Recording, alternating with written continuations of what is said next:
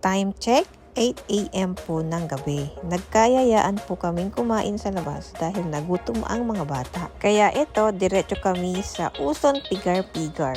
Yes po, binabalik-balikan namin ang kainang ito dahil sa mura na, masarap at lutong bahay talaga. At very accommodating ang mga staff nila. Sa may Dagupan, Lukaw lang po before ng CSI City Mall ang location nila. At ayan, sinuserve na nila yung mga pagkain in-order namin.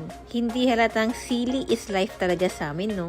Kapag gabi talaga, masarap umigop ng mainit-init na sabaw. At dahil gutom na rin kami, ayan, kanya-kanya na rin kaming kuha ng pagkain. Ipapasilip ko muna sa inyo ang pigar-pigar na in-order namin, no? Napaka-fresh ng vegetables at meat.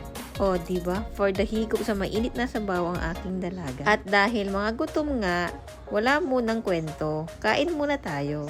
Yung rice nila akala mong konti. Pero pag nasa plato na, ay nako, hirap pala ubusin. Kain pa, Kuya Jad! Kuya Jazz! Sure naman akong kilala nyo si Jazz dahil nag-vlog din siya. Hi Ate Bangs! Eat well! At eto na yung dalawang bunso for the dessert na ang tinitira. Nag-take out na rin kami para kay brother at para kay daddy. O paano, Tita Lisel? Nabutas na naman ang bulsa mo. Huwag kang mag-alala, hindi pa yan ang huli. Paano? Hanggang dito na lamang po at uuwi na rin po kami. Bye!